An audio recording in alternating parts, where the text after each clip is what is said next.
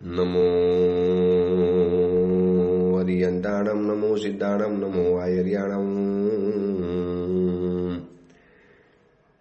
નમો વજ્જાયાણમ, નમો લોહે સૌવસાવણમ, એસો પંચ નમુકારો સૌ પાવપનાશણો, મંગલાણમ ચ સૌવ્યસી બડમમ વૈ મંગલમ. મંગલમ ભગવાન વીરો, મંગલમ ગૌતમ પ્રભુ, મંગલમ સ્થૂલભદ્રાદ્યા જૈન ધર્મોસ્તુ મંગલમ. પ્રવચનનો વિષય છે નવી સવાર, નવો વિચાર. આજથી લગભગ 1100 વર્ષ પૂર્વે બનેલો અને આશરે 300 જેટલા નીતિ સૂત્રોથી સુશોભિત નીતિ વાક્યામૃત નામનો આ ગ્રંથ જાણે કે આપણા મનની અંદરમાં શુભ વિચારોનું વાવેતર કરે છે, શુભ વિચારોની વાવણી કરે છે.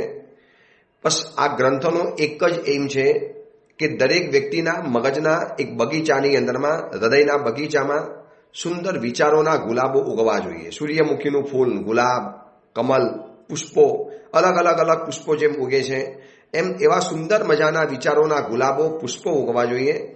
બસ એ જ એમ દ્વારા, કારણ કે દુર્વિચારોનો વાયરસ, ખોટા વિચારો, ગંદા વિચારો, નકામા વિચારોનો વાયરસ એટલો બધો ભારે પ્રમાણમાં ચાલે છે. કોઈ પણ તમે મીડિયાનું માધ્યમ ખોલો, કોઈ પણ સિરીઝ, કોઈ પણ મૂવી, કોઈ પણ સિરિયલ, એની અંદરમાં કોઈ મોરલની વાત કે સંસ્કારની વાત કે એને જોયા પછી મારે મારા જીવનમાં સંસ્કારો વધારવા જોઈએ, આવું કદાચ બહુ બહુ ઓછું હશે, કદાચ પણ બહુ રેર કેસની અંદરમાં. બાકી મોટા ભાગે કંઈ ને કંઈ દુર્વિચારો મગજની અંદરમાં એવા ઘુસાડીને કે મારે મારા રૂપને બતાવવું પડે, મારે તો દારૂ પીવો પડે, મારે તો શરાબ પીવો પડે, મારે તો પાર્ટીઓની અંદરમાં થોડી છૂછાટ લેવી પડે, આ બધું પ્રેક્ટિકલ અત્યારે જીવવું પડે, આ જમાનામાં આવું બધું ન ચાલી શકે. આવા બધા કેટલાય દુર્વિચારોના વાયરસ મગજની અંદરમાં ગોઠવી દેવામાં આવે છે. અને આ વાયરસ એવો છે કે કેટલાય ભવોના સંસ્કારનો ડેટા આખો ખતમ કરી નાખે. અને ગઈકાલે કીધેલું હતું ને કે હેકર્સોની પણ એક દુનિયા છે.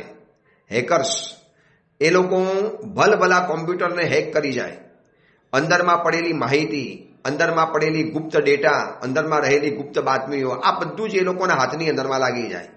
જાણે કે તારું તોડ્યા વગર ચોર ઘરની અંદરમાં ઘૂસી જાય, એના જેવી આ વાત છે.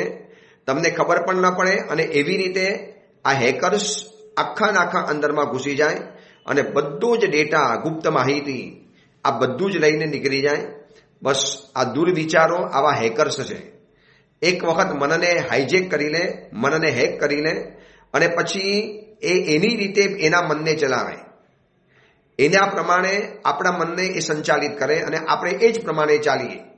આજે તમે જોજો કેટલા સારા ખાનદાન, પવિત્ર, ઉત્તમ કુલના યુવા યુવતીઓ થોડાક આઝાદ બન્યા, સ્વતંત્ર બન્યા, થોડાક આઉટલાઇનની અંદરમાં ચાલી ગયા, ન કરવા જેવા કામ યુવાનીમાં કરીને બેઠા, એવા કરીને બેઠા છે કે જ્યારે એ યુવા યુવતીઓ પ્રાયશ્ચિત લેવા માટે આવે શિબિરો દ્વારા, અને જ્યારે પશ્ચાતાપનો અગ્નિ જ્યારે પેદા થાય ત્યારે આ બધી વાત વ્યક્ત કરે ત્યારે ખબર પડે કે કેટલા દુર્વિચારોના કારણે આ લોકો ભરમાઈ ગયા. કેમ આવું થયું? બસ આવા કોઈ દુર્વિચારવાળી વ્યક્તિએ એને હાઈજેક કરી લીધી, એના મનને હેક કરી લીધું અને હેકર્સે એના મનને એટલું બધું પાયમાલ કરી નાખ્યું કે પોતે પણ ન વિચારી શક્યા કે મારાથી આવું કરાય કે ન કરાય. બસ એ વિચારોની પાછળ દોરાયા જ ગયા અને વિચારોની પાછળ ખેંચાતા ગયા. બસ આ જ છે દુર્વિચારોની તાકાત. અને એની સામે આ મહાત્માએ કીધું કે સદવિચારોનું બલ, સદવિચારોની તાકાત વર્તમાનની અંદરમાં ફેલાવી પડશે અને એના જ માટે આ ગ્રંથ બનાવ્યો. રોજ એક વિચાર, નવી સવાર પડી અને એક વિચાર આપણી સમક્ષ લઈને પધારે છે. 9મા નંબરના સૂત્ર ઉપર આપણે વિવેચન કરીએ છીએ. 9મા નંબરનું સૂત્રને આપણે જાણીએ છીએ. એક પછી એક સૂત્ર પૂરું થાય અને એમ થાય કે આગળનું સૂત્ર કેટલું બધું મહાન છે. વળી પાછું નવું વાંચી એટલે એમ થાય કે ખરેખર આ તો એનાથી પણ મહાન છે. એકસે બળકર એક સૂત્ર જ્યારે જાણીએ છીએ ત્યારે ખબર પડે કે કેટલા બધા સારા વિચારો આપણા મનની અંદરમાં ગોઠવવા માટે માગે છે. 9મા નંબરના સૂત્રમાં એ વાત કરી કે તમારી એ સૌજનતા ગણાય, વ્યક્તિની વાગ્મીતા પણ એને જ ગણાય કે જેનાથી બીજી વ્યક્તિને ઉદ્વેગ ન થાય. બસ આ જ તમારું સૌજન્ય અને આ જ તમારી વાગ્મીતા. તત્ સૌજન્યમ વાગ્મીતા ચ યત્ર નાસ્તિ પરોદ્વેગ. કોઈ પણ વ્યક્તિને મારા કારણે ઉદ્વેગ ન થાય, કંટાળો ન આવે, મારા કારણે એને અપ્રીતિ ન થાય, મારા કારણે એના મનની અંદરમાં કોઈ પણ જાતનો બોજો ઉત્પન્ન ન થવો જોઈએ, મારા કારણે એના મનને અસાતા કે અસમાધિ ન મળવી જોઈએ. અને જીવનનો વ્યવહાર પરોદ્વેગ એટલે શું? તો કે મારા કારણે કોઈ વ્યક્તિને અસાતા પહોંચી અને મારા કારણે વ્યક્તિને અસમાધિ પહોંચી. શરીરના ક્ષેત્રની અસાતા અને મનના ક્ષેત્રની અસમાધિ. જોજો કેટલીક વ્યક્તિઓના બિહેવિયર, એના નેચર, એના વર્તન, એ વ્યક્તિની ચાલ ચલકત પણ એવી જ હોય કે આપણને કદાચ એનાથી અસાતા પણ થાય અને ક્યારેક ક્યારેક અસમાધિ થાય. અને વર્તમાન સમયની અંદરમાં કદાચ અસાતા આપનારા ઓછા છે, પરંતુ અસમાધિ આપનારા બહુ બધા છે, ચિકાર પ્રમાણની અંદરમાં છે.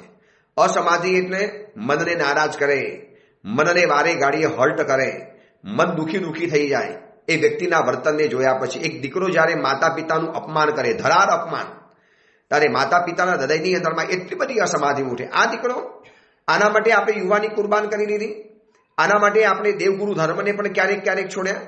એને સાચવવામાં, પાલન પોષણ કરવામાં, એને નવડાવવામાં, એને મોટો કરવામાં, એને ભણાવવા ગણાવવામાં આપણે કેટલી બધી મહેનત કરી. અને આ દીકરો જ્યારે ઉંમર લાયક થાય એટલે માતા પિતાને જો નાલાયક ગણવાની અંદરમાં જાય, ત્યારે એ સમયમાં માતા પિતાની જે અંદરમાં એક આતરડી કકડે છે, જે એમને હૃદયમાં એક ટીસ ઉઠે છે, એક જે પીડા ઉઠે છે, તો આપણે લગભગ અસાતા કે અસમાધિમાં ક્યારેક ક્યારેક કોકના નિમિત્ત બનતા હોઈએ તો માનવું પડે કે આપણે કોકને પરોદ્વેગ કર્યો છે. પર એટલે બીજી વ્યક્તિને, ઉદ્વેગ એટલે કંટાળો, થાક, અસાતા, અસમાધિ, એના મનને નાખુશ કરવું, આ બધું ઉદ્વેગની અંદરમાં આવે. પરોદ્વેગ, બીજી વ્યક્તિને મેં ઉદ્વેગ કરાવડાયો, કંટાળો લવડાવ્યો, આવી મારી જીવનશૈલી હોય તો પછી મારે માની લેવાનું કે મારી જિંદગી મેં કેટલાને આનંદ આપ્યો અને મને કેટલાએ આનંદ આપ્યો. બસ આ વાતને એકવાર વિચારવા જેવી છે. મને કેટલાએ આનંદ આપ્યો એ પછી વાત, મેં કેટલાને આનંદ આપ્યો, મારા કારણે કેટલી વ્યક્તિઓના ઉદ્વેગ દૂર થઈ ગયા. તમને ખબર છે, જૂના કાળની અંદરમાં, શાસ્ત્રોની અંદરમાં એવી કેટલી કથાઓ આવે છે કે કોઈક રાજા, કોઈ રાજકુંવરી, કોઈ શ્રેષ્ઠી પુત્ર, કોઈ શ્રેષ્ઠી કન્યા, અથવા તો કોઈ ગરીબ માણસ, કોઈ દુઃખી અને સંતપ્ત થયેલો વ્યક્તિ જંગલમાં જાય છે અને આપઘાત કરવા તૈયાર થાય, પર્વત ઉપરથી નીચે કૂદકો મારવા તૈયાર થાય, અથવા તો ઝાડ ઉપર ફાંસો ખાવા તૈયાર થાય. અને બરાબર એ સમયમાં ત્યાંથી કોઈ મુનિ પસાર થાય, અથવા તો કોઈ મુનિ ભગવાન ધ્યાન અવસ્થામાં હતા અને એમને આ કંઈક ખલેલ પહોંચી એટલે એમને જોયું કે કોઈક વ્યક્તિ આપઘાત કરે છે. અને પછી મુનિ ભગવાન એને બોલાવે, એને પ્રેમથી સમજાવે, એની સાથે એટલું સરસ મજાનું વર્તન કરે. અને એવા સેંકડો પ્રસંગો છે કે મુનિ ભગવતનો સત્સંગ પામી, ઉપદેશને પામી, મુનિ ભગવતના એકમાત્ર અછડતા પરિચયને પામી અને એ વ્યક્તિ આપઘાત કરવાનું તો માંડી વારે, કદાચ સંયમ જીવન સ્વીકારી લે અથવા તો સરસ મજાનું શ્રાવક જીવન, ગૃહસ્થ જીવન જીવવાનો સંકલ્પ કરીને ત્યાંથી દૂર થઈ જાય. શું થયું? બસ એક વ્યક્તિ, એક મુનિ ભગવંતે એક વ્યક્તિના જીવનનો ઉદ્વેગ દૂર કરી દીધો. કારણ કે ઉદ્વેગ છે એ જ બતાવે છે કે આપઘાત કરવા તૈયાર થયો, સુસાઇડ કરવા તૈયાર થયો, મરવા માટે તૈયાર થયો. એમ કહેવાય છે કે આ વિશ્વની અંદરમાં 1 મિનિટની અંદરમાં સેંકડો આપઘાતના કિસ્સા બને છે. સુસાઇડ, ખૂન ખરાબાની વાત છોડો, એક્સિડન્ટની વાત છોડો, સહજ મોતની વાત છોડો, યુવાન દીકરા, યુવાન કન્યા, યુવાન વ્યક્તિઓ, બસ કોણ જાણે શું ઉદ્વેગ अंदरમાંથી परेशान થાય છે. सीने में जलन और आंखों में तूफान सा क्यों है, इस शहर का हर शख्स परेशान सा क्यों है. हर વ્યક્તિને તમે જુઓ તો કંઈક અંદરથી પરેશાન છે, કંઈક અંદરમાંથી ઉદ્વેગ છે. જે આપણે ગઈકાલે જોયું, એક પણ પરિવાર, એક ઘર, એક વ્યક્તિ એવી લાવી બતાવો કે જેને અંદરમાંથી ઉદ્વેગ ન હોય. ભવદવ તાપ સહી આવ્યા. 5 પાંડવો જેવાને પણ જો ઉદ્વેગ થયેલો હતો તો મારા તમારા જેવાને તો અવશ્ય થાય. તો શું કરવાનું આવા સમયની અંદરમાં? એક જ કામ, મારાથી થાય તો બીજી વ્યક્તિના ઉદ્વેગને દૂર કરી લેવો છે. બીજી વ્યક્તિને મારાથી ભાગવાનું મન ન થાય, દૂર જવાનું મન ન થાય. એમ થાય કે આ વ્યક્તિ દૂર જાય તો સારું, અથવા આપણે એનાથી દૂર થઈ જઈએ. અને પછી આપણે રસ્તામાંથી સામેથી આવતા હોઈએ અને એ વ્યક્તિ જોવે આખી નાખી ગલી બદલી નાખે, દિશા બદલી નાખે, ભાઈ જવાનો ઓલો આવ્યો, વળી પાછું માથું ખપાવશે, વળી પાછો સમય બગાડશે, રોડ ઉપર કલાક ઉભા રાખશે અને પછી અવનવી વાતોની અંદરમાં અને બોલ કર્યા કરશે. એક અપેક્ષા એ જોઈએ સામાન્યથી તો એમ કહેવાય છે કે બીજા કંટાળી જાય ને એના એવા કેટલાક કારણો છે જે આપણે સમજવા જેવા છે. પહેલા નંબરની અંદરમાં આપણે જ બોલ્યા કરીએ, એટલે કોઈક વ્યક્તિની સાથે તમે વાતચીત કરતા હો અને માત્ર તમે જ બોલ કર્યા કરતા હો, ઓલાને તમે બોલવાનો, સાંભળવાનો કે સમજવાનો તમે ચાન્સ જ ના આપો, અથવા તો એને સમય છે કે નથી, અનુકૂળતા છે કે નથી, અત્યારે ફ્રી છે કે નથી, આવું બધું કશું જ જોયા વગર બસ બોલ્યા જ કરવાનું. નોન સ્ટોપ ગાડી શરૂ થાય એટલે અટકવાનું નામ નહીં. જે વંદે ભારત ટ્રેન ચાલે છે, જૂના કાળમાં રાજધાની ચાલતી હતી, ફ્રન્ટિયર મેલ, ચાલ્યો એટલે ચાલ્યો, એવી ગાડી ઉપડી, ઓલો ન આવ દેખા ન તાવ દેખા, ઓલાને સમય છે, રુચિ છે, રસ છે અને સામેની વ્યક્તિ માનો એમાં શરમારો હોય, દાક્ષિણ્ય ગુણવાળો હોય અને એ વ્યક્તિ તમને ના તો ન પાડી શકે પણ અંદરમાંથી એવો ઉકળી જાય, એવો બોર બની જાય, મનમાં એમ નક્કી કરે કે ફરી વખત આ વ્યક્તિના પનારે નહીં પડવું. યાર એ આવે તો એનાથી આખી દિશા બદલી નાખવી, એને દૂરથી નમસ્કાર કરી લેવા. શું થયું? વ્યક્તિને તમારાથી ઉદ્વેગ થઈ ગયો, પર ઉદ્વેગ તમે કર્યો. પર એટલે બીજી વ્યક્તિ, સામે થર્ડ પર્સન, સામેની વ્યક્તિ, અને એ વ્યક્તિને તમે કંટાળો પેદા કરી દીધો. એટલે બોલ કર્યાથી તમે જ બોલ્યા કરો એટલે એ વ્યક્તિ કંટાળી જાય. બીજા નંબરની અંદરમાં સામેનાને તમે સાંભળો જ નહીં, એ એની વાત કહેવા માટે માગે છે. અરે સાંભળો ને મારી વાત, પહેલા મારી વાત સાંભળી લો ને. ઓલો હજી કંઈક બોલવા જાય, કંઈક કહેવા જાય, પોતાની વાત વ્યક્ત કરવા જાય અને એને અડકાવીને બસ પોતાની જ વાત ઠોક્યા કરે, એની જ વાતને ગોળ રીતે, અલગ રીતે, વાત એની એ જ હોય પણ અલગ રીતથી લાંબુ કરીને તાણી તૂસીને મોટી કર્યા કરે, તો એનાથી પણ કંટાળો આવે. ત્રીજા નંબરની અંદરમાં એને તમે બોલવાનો મોકો જ ના આપો. સામેની વ્યક્તિને પણ બોલવાનો મોકો આપવો જોઈએ, એને પણ કંઈક બોલવા દેવો જોઈએ. ચોથા નંબરની અંદરમાં કદાચ જોજો છે ને, ઘણીવાર અમુક વ્યક્તિની સાથે વાત કરવાનો કંટાળો કેમ આવે છે, આવું તો મેં બહુ અનુભવ્યું છે મારા જીવનમાં. કે પ્રવચનના ક્ષેત્રમાં હોઈએ, શિબિરો કરીએ, લોકોને મળીએ, એટલે સહેજ પરિચયની અંદરમાં આવે એટલે તમે જોજો જાણે કે એના જીવનમાં બધું દુઃખ હશે. ફરિયાદ, નકલી શિકાયત. પેલા એ આમ કર્યું, મને આમ થઈ ગયું, મારું આ પૈસા નીકળી ગયા, ઓલાએ મારા પૈસા દબાવી દીધા, પેલા એ આમ કર્યું, જાણે કે એમ લાગે કે આની પાસે ફરિયાદ સિવાય બીજું કાંઈ છે જ નહીં. બસ બેઠો નથી અને આપણે પૂછીએ હાવ વાર્યું, કેમ છો, મજામાં છો, અને બસ આટલી પૂછવાની વાર હોય અને જાણે કે ફરિયાદનું લાંબુ લિસ્ટ લઈને ફરતા હોય. એવાથી પણ કંટાળો આવે. ફરિયાદ શું કરવાની અને તમે સામેની વ્યક્તિને કહીને પણ તમે શું સાર કાઢવાના? એ સાંભળી લેશે, ઠીક છે ભાઈ, બહુ ખરાબ થયું, બહુ ખોટું થયું, આવું એને ન કરવું જોઈએ. અરે ભાઈ શું ન કરવું જોઈએ એટલે તમને ખબર છે શું થયું મારી સાથે? વળી પાછી રામાયણ, વળી પાછી એ જ વાતને નવી અંદાજથી કહેવાનું. આપણે કંઈ સમજી ગયો એની સમજી ગયો નહીં, તમે જરા મારી વાતને વિસ્તારથી જાણો, એમ તમને ટૂંકમાં ખબર નહીં પડે. આ બધું જાણવા જેવું છે એમ કરીને વળી પાછી આગળની વાત શરૂ કરે અને એમાં વળી પાછો ફરિયાદોનો ઢગલો જ હોય.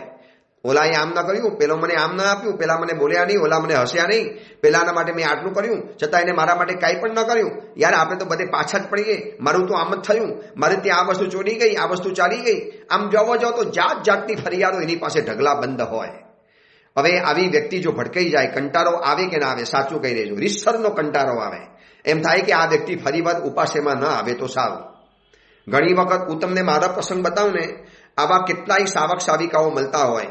બિનજરૂરી સવાલ, બિનજરૂરી વાતો, ફોકટની વાતો, નકામી. હા, કામની વાતો કલાક કરો તો એક વખત ગમે, પણ બિનજરૂરી વાતો. પછી છે ને ઘણા પૂછવા માટે આવે, સાહેબ મારે ઓલા દિવસે છે ને ઉપવાસ, જ્ઞાન પાચમનો ઉપવાસ કરું છું, એ દિવસે મારે કરવાનો રહી ગયો, તો મારે વધ પાચમના થાય કે ન થાય? એટલે હું કહું થાય, પણ સાહેબ છે ને પછી મેં પેલા મહાત્માને પૂછ્યું તો એ મહાત્માએ તો મને ના પાડેલી હતી.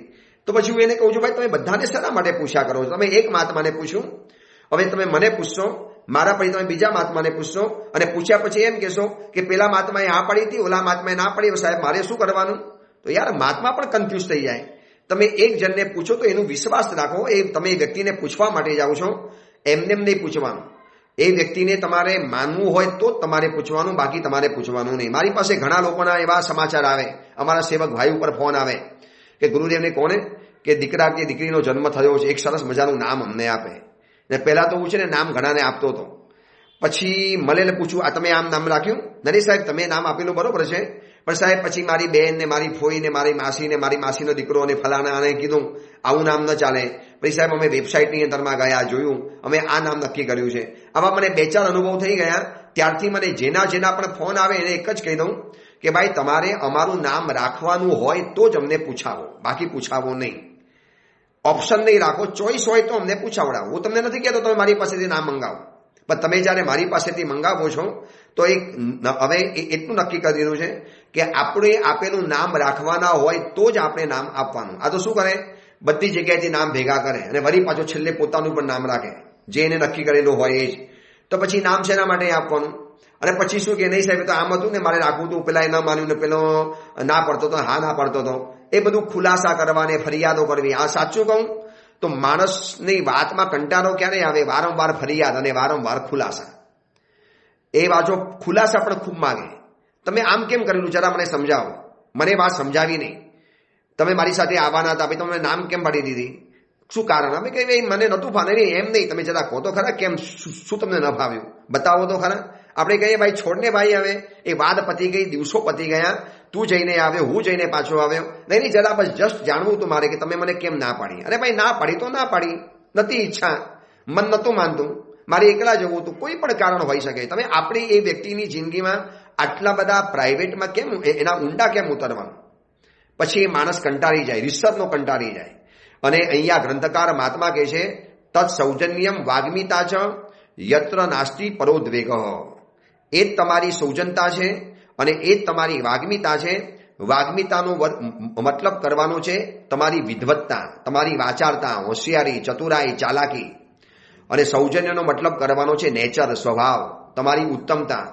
એ જ ગણાય કે જેનાથી બીજી વ્યક્તિને ઉદ્વેગ ન થાય, કંટાળે નહીં. બીજી વ્યક્તિના મનની અંદરમાં તમારા માટેનો એક ચીડ, આપણે કહીએ ને આમ ચીડ ચડે, યાર આ વ્યક્તિ આવે ચિત્રી ચડી જાય છે. એની ખાવાની પદ્ધતિ, બેસવાની, બોલવાની. અને ઘણા તો મહેમાન એવા હોય છે કે જાણે કે પોતે નવરા એટલે જાણે કે બધા નવરા પડેલા હોય. અને કોઈકના ઘરે મહેમાન બનીને જાય એટલે 4-4 કલાક સુધી ઊભા જ ન થાય. ચા આપી, નાસ્તો આપ્યો, જમવાનું પતાવ્યું, સાંજનું પતાવ્યું. હવે એમ થાય કે બાબા તમે રીતસર જાઓ, આમ હાથ જોડીને કહેવાનું મન થઈ જાય, પણ સામેની વ્યક્તિ ખાનદાન છે, બોલી નથી શકતી. પણ એમ વારંવાર ઈશારો પણ કરે, ઘડિયાળ તરફ જોયા કરીએ, પણ ઓલો જાય તો ખરો ને. આવા પણ ઘણા ઉપાસેમાં અમારી પાસે સાવકો આવી જાય અને બેઠા એટલે બેઠા, બસ મારા સાહેબ અમારી વાત સાંભળો, બોલો. ભાઈ દેખો ભાઈ, લખવાનું કામ ઘણું હોય, પ્રવચનોની તૈયારી કરવાની હોય, સંજ્ઞા પ્રવચનો કરવાના, ઓડિયો પ્રવચનો કરવાના, લોકોને બોલવાનું, શિષ્યોને ભણાવવાના, બીજી વાત કરવાની હોય. પણ એ બધું જાણે વિચારતો જ ન હોય.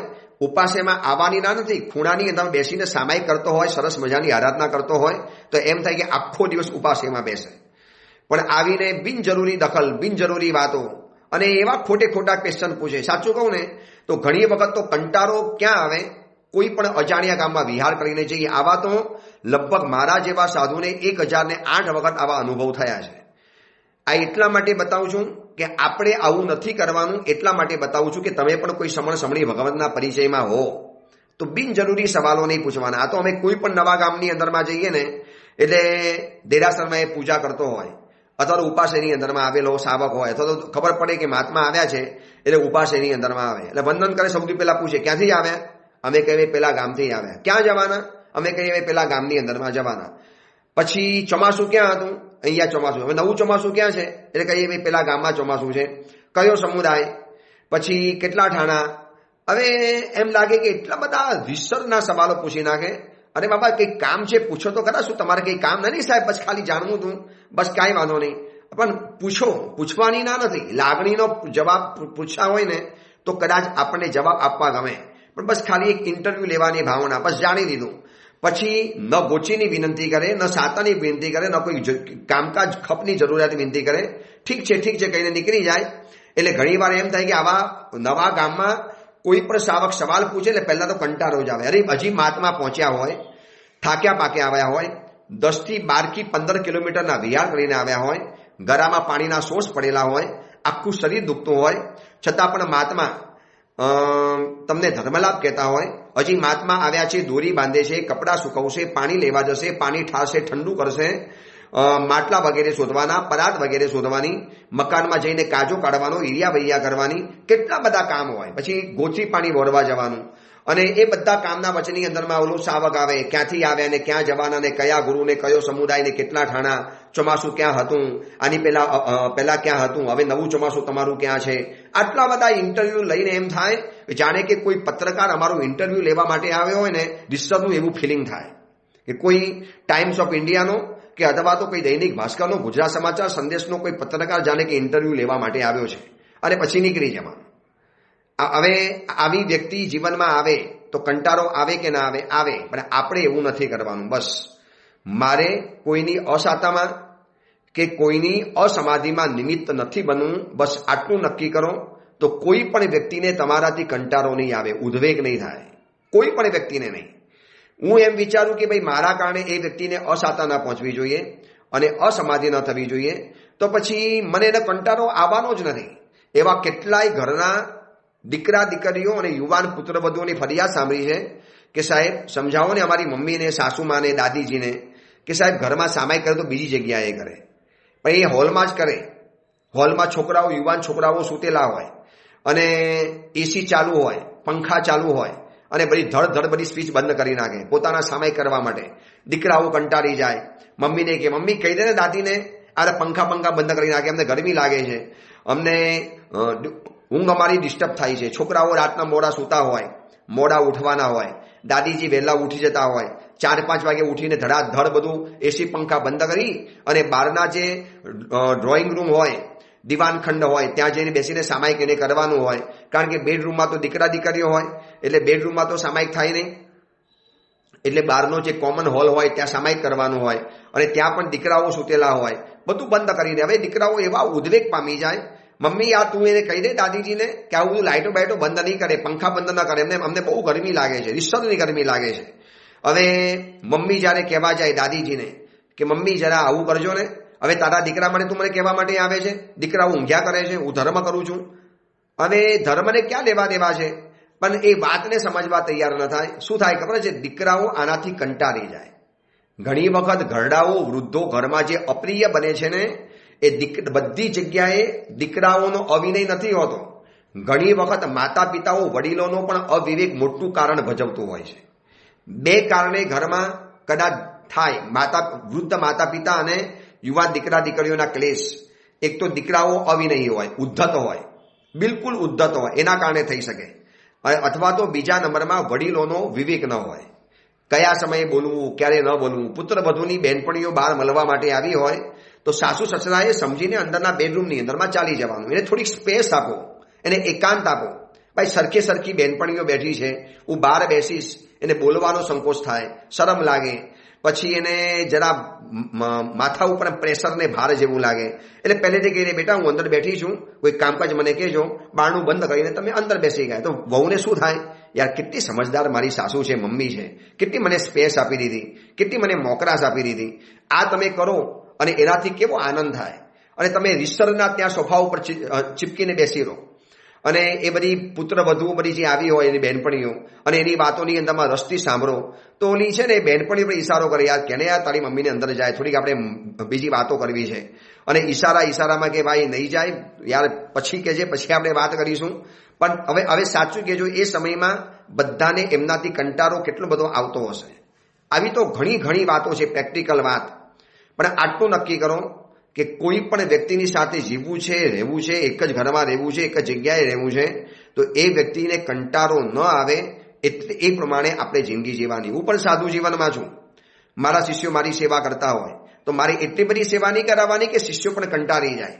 યાર કેટલું બધું, પણ ગુરુદેવના 10 કપડાં, 15 કપડાં, 25 કપડાં, કેટલા પલ્યન કરવાના, કેટલો કાપ કાઢવાનો. તો મારે એ વિચારવાનું, ભલે મારો શિષ્ય એમ કે ગુરુદેવ શિયાળો છે 2 કામડી વધારે રાખો ને, પણ હું ન રાખું. કારણ કે મને ખબર છે કે પલ્યન શિષ્યોને કરવાનું છે અને 4 કામની પલ્યન કરવાની. 1-2 શિષ્ય હોય, કંટાળી જાય. એના કરતાં ગુરુ જાતે પલ્યન કરી લે. હવે એ પછી એને અહંકાર લાગે કે ભાઈ 2-3 શિષ્યોનો ગુરુ છે, મારે પલ્યન કેવી રીતે કરી શકાય. અને શિષ્ય બચારો ગોચરી જાય, પાણી જાય, કાપ કાઢે, પલ્યન કરે, કેટલા બધા કામ કરે. અને રીસર માણસ ક્યારેક તો કોઈ કંટાળે. બધા કે આપણે ભગવાન નથી કે ક્યારે ન પણ કંટાળે. તો એવા સમયની અંદરમાં મારે મારી જાતે વિચારવાનું કે મારું સૌજન્ય કે મારી વાગ્મિતા એ જ છે કે યત્ર નાસ્તિ પરોદ્વેગ તત્ સૌજન્યમ વાગ્મિતા ચ, એ સૌજનતા છે, એ સૌજન્ય છે, અને એ જ વાગ્મિતા છે કે જ્યાં પરોદ્વેગ નથી, બીજાને તમારાથી કંટાળો નથી, દુર્ભાવ નથી થતો, બીજી વ્યક્તિ તમારાથી દૂર નથી થતી, બીજી વ્યક્તિને તમારાથી આમ 9 ગજના નમસ્કાર કરવાનું મન થાય. એટલે કીધું ને કે ફરિયાદ કર્યા કરે, પછી બીજાને ઉદ્વેગ થાય, કંટાળો આવે, એવું નેચર શું હોય છે? તમે એની ઉપર વારંવાર આક્ષેપ કર્યા કરો, આક્ષેપની ભાષામાં. જો તારા કારણે આવું ન થયું, હું તો થઈ જાત, આ તું સાથે હતો ને માટે મારું કામ અટકી ગયું, આ તારા ભરોસે અમે રહ્યા, વરના મેં તો આ કામ ક્યાંનું કરી લીધેલું હોત. હવે એવી આક્ષેપની ભાષા કેમ વારંવાર વાપરવાની? અને પછી વારંવાર વાપરે, આ તો તારા ભરોસે રહી તો મેં રસોઈ ન બનાવી, સાસુમાં કહી શકે પુત્ર વધુને, વરના હું જાતે બનાવી દે, આ તારા ભરોસે રહી હતી. હવે કદાચ એવું બન્યું પણ હોય, પણ એને આક્ષેપની ભાષાની અંદરમાં તો નહીં કહેવાનું. હવે તમે રીતસર એ વ્યક્તિને માથા ઉપર તમે આરોપ મૂકતા હો, આંગળી ચીંધીને કહેતા હો, તમે એની ઉપર ઇલ્ઝામ લાગે એવી રીતે કહેતા હો, નો, આવું કહેશો તો રીતસર વ્યક્તિ તમારાથી કંટાળી જશે, દૂર ભાગશે. હવે એને નથી જ કર્યું, નથી થયું, એને બીજી રીતે પણ કહી શકાય કે બેટા અગર તમે મને પહેલાં કહી દીધું હોત ને તો હું રસોઈ બનાવી દે. હવે કાંઈ નહીં, આવું તમારે કંઈક ક્યારેક કામ હોય તો મને કહી દેવાનું, તમે ચિંતા નહીં કરતા, એ તો એકાદ દિવસ જાતે હું પણ બનાવી શકું ને, મને શું વાતો છે. છેલ્લે ખાખરા અને ચા પણ ખાઈને ચોવિયાર કરી લે, બેટા ફરી વાર ધ્યાનમાં રાખજો. આ એક કહેવાની પદ્ધતિ કેવી. અને જો તારા કારણે મારા ચોવિયાર અટકી ગયા, આ તમારા ભરોસે રહ્યા ને, એમાં અમારું કામ અટકી જાય. હવે આજકાલ કોઈની ઉપર ભરોસો રખાય એવો જ નથી. આ તમે બધા આજકાલના નવા ફોન ઉપર ચીપકી પડો, સમયનું ભાન ન રાખો, આ બધા આક્ષેપની ભાષા. કેટલો ફરક પડે કે બેટા મને તમારી સાથે ખાલી પહેલાં કહી દેવું હતું, તમારે કંઈક કામ હતું, તમારે કંઈક ફોન આવવાનો હતો, બેટા કોઈ ચિંતા નહીં કરે, થાય આવું, પણ ફરી વાર જરા મને જણાવી દેજો તો છે ને મારી વ્યવસ્થા હું કરી લઉં, અથવા તો હું જાતે બનાવી લઉં, મારે 2 આઈટમ જે હું જાતે બનાવી દે. આ તમે કોને તો ઓલી પુત્ર વધુને પણ કેવું સાંભળવું ગમે, એને પણ ભૂલનો અહેસાસ થાય. પણ આક્ષેપની ભાષા વાપરો ને, કોઈ વ્યક્તિ ઉલટાની ભૂલ માનતો હોય એ પણ ભૂલ ન માને, અને સામે અહંકારમાં આવી જાય. એટલે એ અહંકારમાં આવે એટલે આપણે કહીએ એ રોક મારે છે પાછો ભૂલ કરીને, અને એટલે વળી પાછા શબ્દોની ગરમી આવી, પછી શબ્દોની ચર્ચી આવી, અને એની ઉપર રામાયણ મહાભારત રચાયા કરે, પછી ઘરમાં કંટાળો થાય, ઉદ્વેગ થાય. કેટલી પ્રેક્ટિકલ વાત આ ગ્રંથની અંદરમાં મહાત્માએ એક જ સૂત્રમાં બતાવી દીધી. તત્ સૌજન્યમ વાગ્મિતા ચ યત્ર નાસ્તિ પરોદ્વેગ. એ તમારી સ્વભાવની સરળતા છે, તમારી સ્વભાવની સૌજન્યતાને તો જ અમે માનીએ કે તમારાથી કોઈ કંટાળી જાય નહીં. આક્ષેપની ભાષા કરો એટલે કંટાળી જાય. પછી બિનજરૂરી પૂછપરછ કર્યા કરો, બિનજરૂરી. મેં કીધું ને એવી રીતે વિવાહ કરીને ગયા એટલે રીતસરની આમ 10-15 પ્રશ્નો તો તૈયાર જ હોય એની પાસે. ધડ ક્યાંથી આવ્યા, ક્યાં જવાના, શું કરતા હતા, કયો સમુદાય, કેટલા ઠાણા, ચોમાસું ક્યાં હતું, ક્યાં કરવાના, કેટલા દિવસ રોકાવાના, આ બધું આમ રીતસરનું પૂછી લે, પ્રવચન છે કે નથી. હવે આપણે કહીએ હા પ્રવચન છે, આવું છું, હા સાહેબ આવું છું, અને પછી એ જ ન દેખાય. આખો ઇન્ટરવ્યૂ લઈને ગયો હોય ત્યારે, જાણે પત્રકાર બનીને આવ્યો હોય અમારી પાસે. એટલે બિનજરૂરી પૂછપરછ નહીં કરવાની, અથવા તો કોકની જિંદગીમાં એ ન કે ત્યાં સુધી આપણે પૂછવાનું નહીં. માનો તમારું ઘર આડોશ પડોશની અંદરમાં ઘર છે, હવે આજે એના ઘરમાંથી કંઈક મોટીથી બોલવાનો અવાજ આવતો હતો.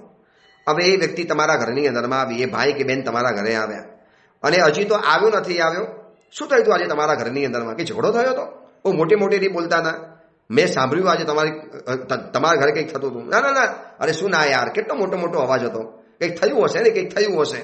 હવે તમે એને બિનજરૂરી પૂછપરછ કરો એટલે શું, કોકના ઘરની વાતોને આપણે જાણવાનો આપણને પરવાનો મળી ગયો છે, આપણને અધિકાર મળી ગયો છે. એ હશે તો કહેશે તમને, અને ન હોય તો આપણે પૂછપરછ ન કરી શકાય. આ એક સૌજન્ય છે કે આપણે એને બિનજરૂરી પૂછપરછ ન કરી શકાય.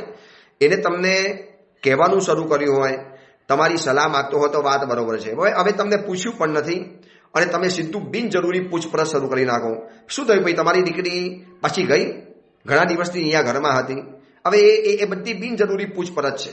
હવે એની દીકરી કઈ કારણસર પિયરમાં પાછી આવી હોય, રહેલી હોય, અને એ સમયમાં તમે એ વ્યક્તિને આવા સવાલ પૂછો, એને કેવી અંદરમાંથી ચુભન થાય, કેવો એને કંટાળો આવે, એમ થાય કે ફરીવાર આ વ્યક્તિના ઘરમાં જવું જ નહીં.